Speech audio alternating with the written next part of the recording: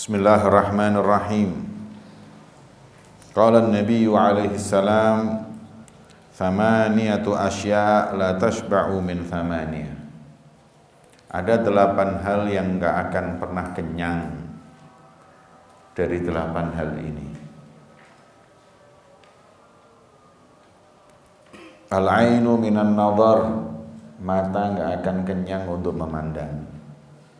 Maka gunakanlah mata itu memandang hal-hal yang manfaat agar kita masuk hamba yang bersyukur kepada Allah. Memandang yang manfaat, memandang saudaranya muslim dengan pandangan husnudzon dan ridha. Mata yang memandang dan bermanfaat, memandang wajah kedua orang tua. Memandang yang bermanfaat, memandang Al-Quran. Memandang yang manfaat, memandang kepada makhluknya Allah, yang dengannya akan semakin mengagungkan penciptanya, yaitu Allah subhanahu wa ta'ala. Maka janganlah kita pandang hal-hal yang di situ ada kemurkaan Allah subhanahu wa ta'ala. Pakailah mata ini, yang kenikmatan ini sangat besar, sebagaimana disebutkan ketika seorang ahli ibadah berpuluh-puluh tahun, kemudian masuk surganya Allah. Allah bertanya, "Engkau masuk surga karena upayamu apa karena rahmatku?" Maka hamba yang merasa dirinya banyak beribadah mengatakan, "Karena ibadahku ya Allah." Maka Allah perintahkan malaikat menimbang satu rahmat Allah, yaitu mata. Dengan semua amal ibadahnya, didapati mata itu jauh lebih besar, lebih berat timbangannya daripada amal ibadah kita. Maka Allah perintahkan hamba itu untuk masuk ke neraka. Hamba itu meminta kelembutan Allah, rahmatnya Allah. Kemudian Allah tanya lagi, "Kau masuk surga karena rahmatku atau karena ibadahmu?" "Karena rahmatmu ya Allah." Maka dimasukkanlah ke dalam surga. Maka pakailah mata ini untuk hal-hal yang baik. Jangan dipakai untuk maksiat kepada Allah. Mata itu enggak akan pernah kenyang dari memandang. Pandanglah yang di situ membawa manfaat. Wal ardu minal matar, enggak akan kenyang yang namanya tanah dari turunnya hujan. Karena hujan itu membawa berkah. Hujan itu rahmat dari Allah. Makanya ketika hujan turun, doa pun mustajab. Kita bersyukur oleh Allah diberi hujan. Kalau enggak, kita sholat istisqa, minta untuk diguyur hujan oleh Allah subhanahu wa ta'ala. Tanah ini enggak akan kenyang dari hujan. Yang membuat banjir ya manusia itu sendiri. Ketika memancing kemurkaan Allah subhanahu wa ta'ala, maka Allah subhanahu wa ta'ala beri musibah banjir. Kalau enggak, tanah ini enggak akan kenyang dari yang namanya hujan. Semakin sering hujan, semakin makmur. Semakin sering hujan, semakin baik. Maka itu, hujan itu rahmat. Sayyidina Ali bin Abi Thalib dengan hikmahnya beliau mengatakan, "Asbahtu uhibbul fitnah wa akrahul haq wa ahru wa afirru minar rahmah." Aku ini orang yang suka dengan fitnah. Aku suka dengan fitnah, aku benci kebenaran, dan aku lari daripada rahmat. Maka seorang bertanya, "Wahai Imam Ali, kau berkata seperti itu?" Iya. Kemudian beliau mengatakan, "Yang pertama, aku cinta dengan fitnah. Innama auladukum, sesungguhnya anak-anak kalian, amwalukum wa auladukum fitnah. Sesungguhnya harta kalian, anak kalian itu fitnah, cobaan dari Allah. Tapi aku suka kepada anakku." Kemudian kau benci kematian, wajaat sakratul mauti bil haq, akan datang sakratul maut dengan sebenar-benarnya, dan aku benci sakratul maut. Maka aku benci yang namanya kebenaran, maksudnya adalah sakratul maut. Dan aku lari dari rahmat. Gimana kau lari dari rahmat? Aku lari dari hujan. Kita berteduh, kita lari kalau hujan turun. Karena itu padahal itu adalah rahmat Allah Subhanahu wa taala. Maka itu bumi ini enggak kenyang dari hujan. Wal untha minadz dzakar. Dan wanita itu enggak kenyang dari laki-laki. Maknanya yang namanya wanita itu pasti menginginkan pasangan hidup yang baik, yang soleh. Ya. Kalaupun sampai meninggal suaminya, ya dia pasti membutuhkan. Karena yang namanya wanita hidup tanpa suami itu tidak akan pernah sempurna kehidupannya. Baik dalam mendidik anaknya, dalam mencari maisha ataupun nafkah hidupnya. Tersiksa wanita hidup tanpa laki-laki. Begitu juga sebaliknya. Maka itu disebutkan oleh Allah dalam Al-Quran, wal-laili idza yaghsha wan nahari idza tajalla wa ma khalaqal dzakara wal untha. Al-Imam Sya'rawi, Mutawalli Sya'rawi alaihi rahmatullah, beliau mengatakan Allah bersumpah yang pertama demi malam yang gelap gulita, dan demi siang yang terang benderang, dan demi laki-laki dan wanita. Setelah Allah bersumpah dengan malam, siang, kemudian laki-laki dan wanita, menunjukkan, kata beliau, apa jadinya hidup kalau semuanya malam gak ada siang? Apa jadinya hidup kalau siang gak ada malam? Gak akan pernah sempurna kehidupan kita. Wa ja'alna al-laila libasa wa ja'alna an-nahara ma'asha. Aku jadikan malam itu untuk berbuat atau kita itu istirahat. Kemudian aku buat yang namanya siang ma'asha, untuk cari kehidupan.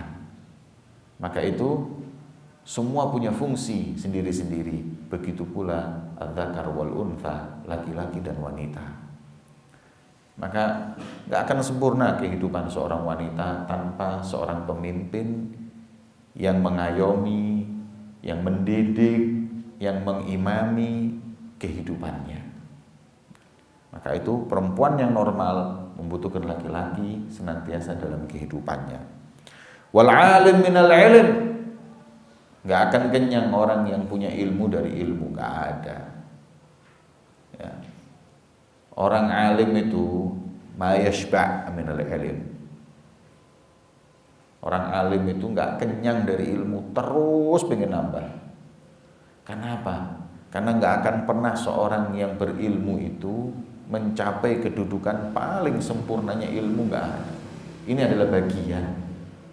Sebagaimana Rasul SAW mengatakan, innamal anbiya lam yuwarrithu dinaran wala dirhaman walakin warrathul ilma faman akhadhahu faqad akhadha bihadzin wafir. Orang siapa yang paling banyak punya bagian dari ilmu, berarti bagian dari yang paling sempurna dari Rasulullah SAW. Katanya ilmu a'tini kullak u'tika ba'di. Orang punya ilmu itu jangan merasa alim, gak ada. Man qala ana alimun fahuwa jahil. Orang kalau sudah merasa dirinya alim, dia bodoh. Tapi orang yang merasa dirinya masih bodoh, sudah setelah belajar tapi merasa bodoh, itu justru yang alim. Tapi kalau jahil ngomong jahil, itu namanya pengakuan. Ya, mau nggak belajar ngomong jahil ya memang pengakuan. Tapi kalau orang alim ngomong dia jahil, alim. Orang alim ngomong dirinya alim, jahil. Karena ilmu itu semakin kau gali, semakin kurang. Kalian belajar Safinatun Najah, Risalah Jami'ah, terus belajar Mukhtasar Latif, itu kayak merasa alim sudah. Belajar Safina, Pal Safina itu merasa alim.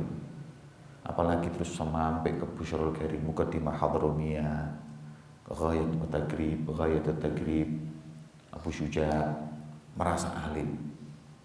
Tapi begitu sudah masuk kitab selanjutnya Zubat, Yaqutun Nafis, apalagi kalau sudah masuk Umdah, apalagi masuk Minhaj, kelihatan bahlulnya. Nggak taunya semua yang dipelajari itu masih nggak seberapa.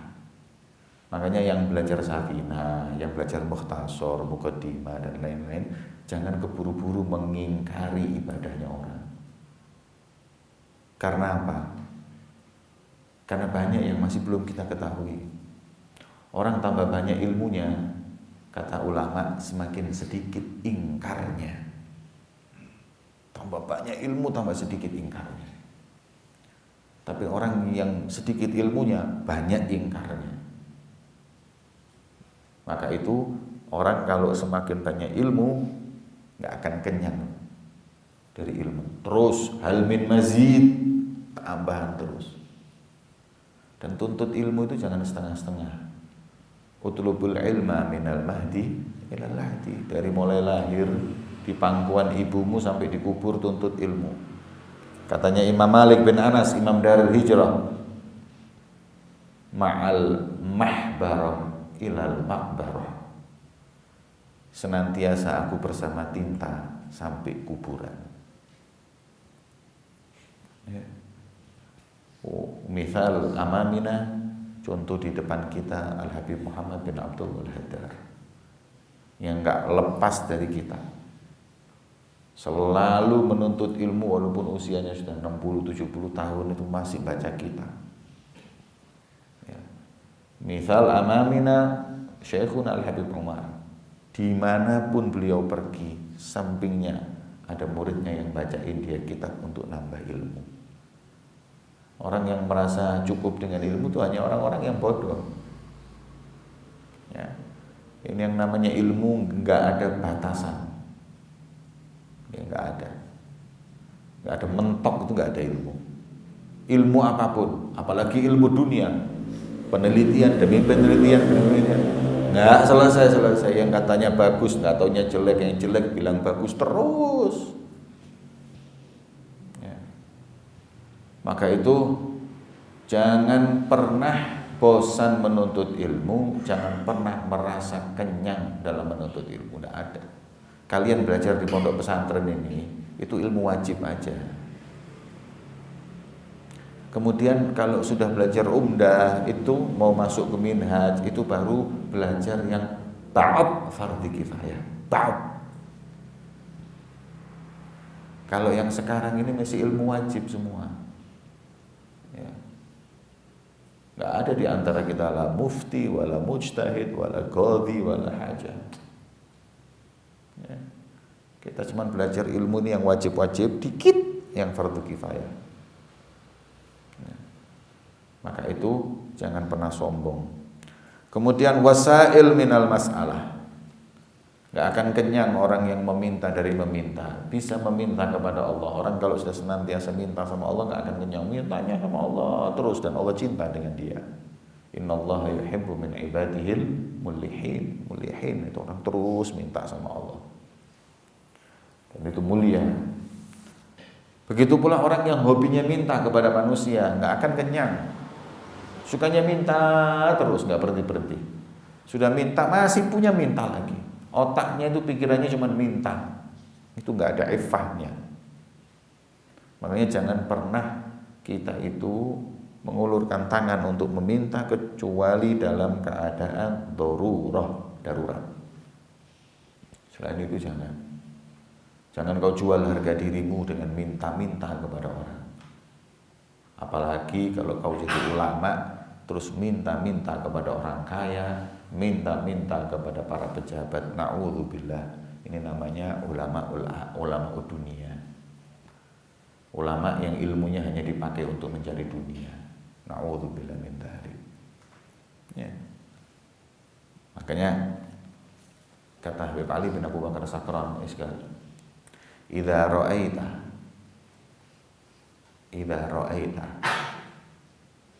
faqiran bi babil amiri fa bi'sal faqir wa bi'sal amir, wa idza ra'aita amiran bi babil faqiri fa ni'mal amir wa ni'mal faqir. Kalau kau lihat ada orang miskin di depan pintu rumah orang kaya, atau bisa juga kalau kau lihat orang alim, habib, kiai, ustadz di pintu rumah orang kaya, di rumah para pejabat, maka fakir orang-orang miskin tersebut, orang alim tersebut, habib tersebut, kiai tersebut, ustadz tersebut, seburuk-buruknya orang dan pejabat dan orang kayanya seburuk-buruknya pejabat dan orang kaya.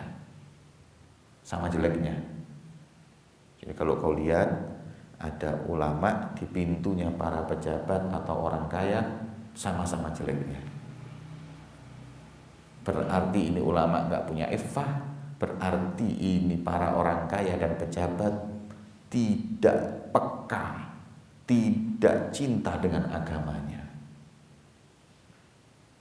Tapi kalau kau lihat ada orang kaya di pintunya ulama, orang kaya di pintu rumah orang miskin, fa ni'mal faqir wa ni'mal amir. Maka itu sebaik-baiknya orang miskin karena dia iffah, jaga kehormatan dirinya, gak mau minta kepada siapapun. Ulama yang didatangin pejabat itu ulama yang dia menahan dirinya. Berarti dia itu orang baik, gak mau datangin. Dan pejabatnya juga baik, orang kayanya juga baik. Dia yang peka mendatangi mereka para ulama, membantu perjuangan, membantu orang miskin kebutuhannya. Seperti itu.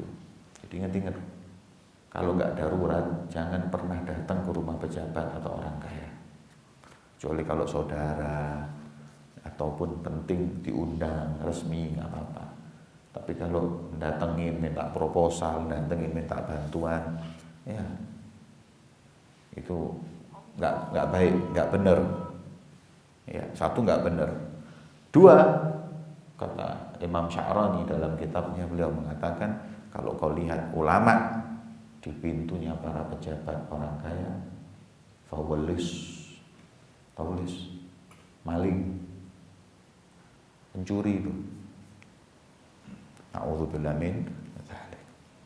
Wal haris minal jam'i. Haris, orang yang serakah itu nggak akan kenyang ngumpulin dunia. Terus orang yang sudah serakah dengan dunia itu walaupun hartanya miliaran nggak puas-puas. Mobilnya 10, ya nggak puas. Rumahnya 10, ya nggak puas. Terus saja cari. Sudah repot. Al-haris itu la yashba. Orang serakah itu nggak kenyang dari ngumpulin harta. Padahal hartanya itu kalau dimakan sampai mati nggak habis. Tapi terus cari. Alasannya macam-macam. Mungkin butuh ini, mungkin enggak. Al-haris ini muskilah. Orang kalau sudah tamak, sudah serakah dengan dunia, enggak akan puas. Punya 1 gunung minta 2 gunung emas. Punya uang 10 miliar di bank, pinginnya 20 miliar. Terus. Kalau harta itu datang tanpa kita serakah enggak masalah. Tapi kalau kita terus serakah, kita enggak akan puas. Kata ulama, orang kaya atau orang yang haris, orang yang tamak serakah dengan dunia itu seperti minum air laut yang semakin diminum semakin haus, nggak berhenti. Na'udzubillah, nggak kaya-kaya, akhirnya miskin terus dia. Cari uang, fil akhir mati. Sayyabud dunia, ditinggal ya, kalau ditinggal nggak masalah, ruwet ahli warisnya, berantem, meninggalkan muskilah. Ada lagi yang masya Allah kaya raya pelit, nggak dinikmatin, uangnya ditumpuk aja. Begitu meninggal anak-anaknya yang menikmati. Bahlul, bodohnya orang ini. Disimpan. Yang asyik lagi itu disimpan mati. Istrinya jadi janda. Jandanya dicari orang. Datang lagi-lagi. yang menikmati harta suaminya yang pertama meninggal. Masya Allah, nikmat jadi laki-laki itu. Nggak dapat, nggak usah kerja, nggak usah apa, dapat jandanya orang kaya. Makanya ada cerita dulu, ada orang kaya kalau masuk warung makannya dikit, nggak mau mahal-mahal. Di sebelahnya dia lihat ada satu orang makannya banyak. Dia tanya, kerja apa kamu? Kok makan banyak kayak gitu? Berani lagi makannya. Saya bilang, saya nggak kerja, pengangguran. Loh kok makan kayak gitu gimana? Alhamdulillah ada janda kaya raya, ditinggal mati suaminya.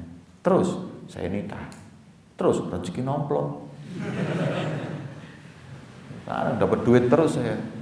Baru mikir dia, akhirnya makannya ditambah, pulang mampir ke pasar, beli buah-buahan, beli makanan. Sampai di rumah istrinya bingung, loh tumben, biasanya nggak pernah gini, mesti nyimpen pelit sama duit. Katanya dia, iya, mumpung aku belum mati dan kau belum jadi janda. Kalau kau jadi janda, yang menikmati laki-laki nanti yang datang setelahku. Agak. Makanya kalau dapat rezeki dua, nikmatin atau sedekahin. Sedekahin afdal. Kalau enggak nikmatin, nyimpen balur, buduk, bikin muskilah, bikin masalah dan lain-lain. Ya. Menabung pangkal kaya. Menabung secukupnya, sodakoh pangkal kaya. Ya. Kalau kita mau kaya, banyakin sedekah, banyak untuk orang, dibantu sama Allah Subhanahu wa ta'ala. Wal bahr minal ma, yang namanya laut itu mau diisi air seberapapun yang nggak akan pernah penuh. Ya. Memang kekayaan laut itu nggak ada duanya. Ada Abu Nawas ditanya oleh raja, ya Abu Nawas, kam adadus samak fil bahr? Abu Nawas, berapakah jumlah ikan di laut? Dia jawab, ka'adadin nujum, seperti jumlahnya bintang. Wah. Ya berapa? Ya hitung aja bintang berapa.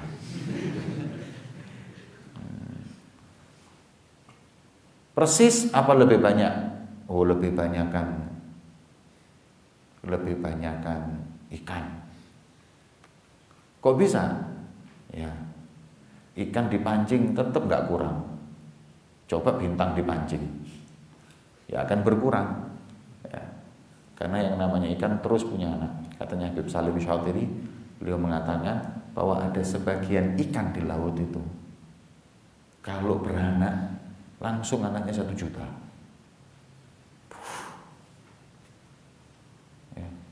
Kalau ada orang punya anak 1 juta, langsung ya satu kota sendiri itu. Orang Batu aja cuma 160.000. Ini kawin punya anak langsung sak Jakarta mau anaknya. Nah. Mana yang lebih banyak, ikan di laut atau bintang? Ikan dipancing nggak habis-habis, bintang habis. Ya. Abu Nawas itu pintar kalau jawab. Ditanyai khalifah, Abu Nawas, aku kasih waktu 1 hari 1 malam, tangkap bulan. Kalau nggak bisa nangkep bulan, aku penggal kau mati. Bingung dia, waduh ya apa. Akhirnya besoknya dia ngomong, sudah aku tangkap. Kemudian kata raja, jangan bohong. Sudah. Mana? Ikut saya. Sudah saya simpan. Kamu jangan bohong. Kalau bohong saya penggal. Enggak bohong. Ikut saya tunjukin. Sudah saya tangkap semalam. Lah ini kok masih ada bulan? Aku saudaranya. Yang aku tangkap adiknya. Ya Abu Nawas, ya, itu jangan bikin mainan anak lo ya.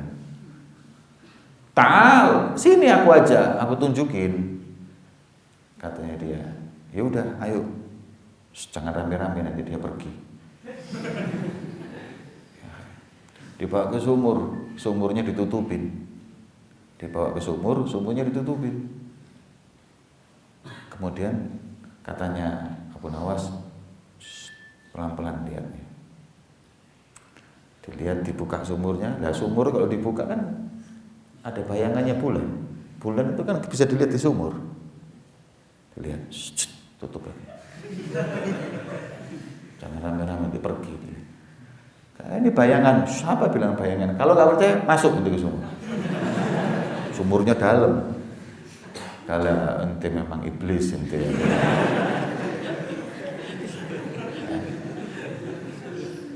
Memang kadang-kadang orang itu tidak bisa dijawab masuk akal, harus dibohongin. Ya. Lah masa ada orang suruh nangkep bulan, makul yang nyampe bulan aja nggak ada. Ya. Ada orang yang pernah menyentuh bulan. Itu semua isu-isu yang mengatakan nyampe ke bulan Rusia, Amerika, kizib keluar.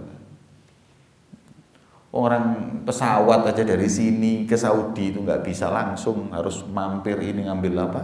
Bahan bakar, itu cuma jarak. Sedangkan sini ke bulan 50 kalinya bumi. Jauhnya. Kita belum punya pesawat yang sekali aja. Makanya didustakan oleh banyak orang. Ya. Loh, itu ada videonya di Bromo itu. Kita tahu dari mana bulan di Bromo itu? Siapa bilang di bulan? Kizib apa? Nggak ada yang bisa menyentuh bulan kecuali satu, Pak Lam, suaminya bulan.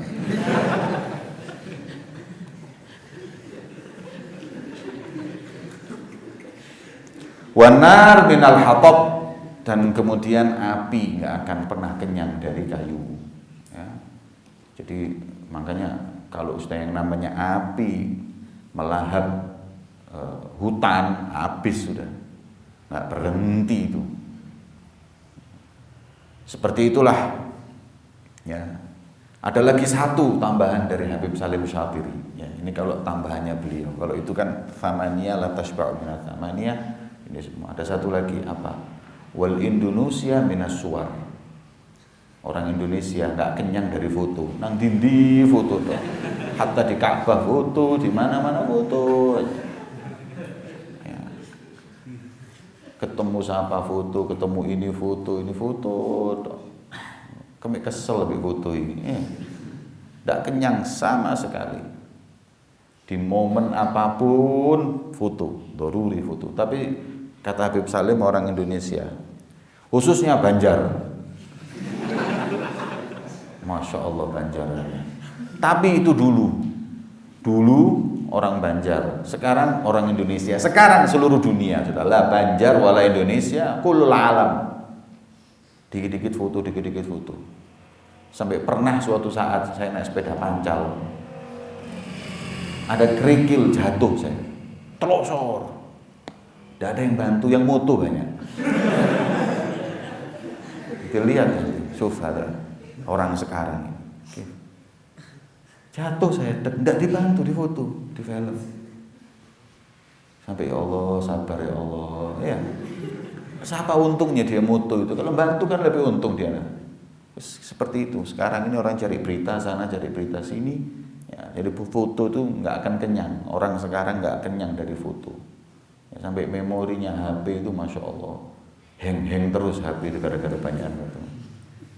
Wallahu a'lam bishawab. Sirrul Fatihah.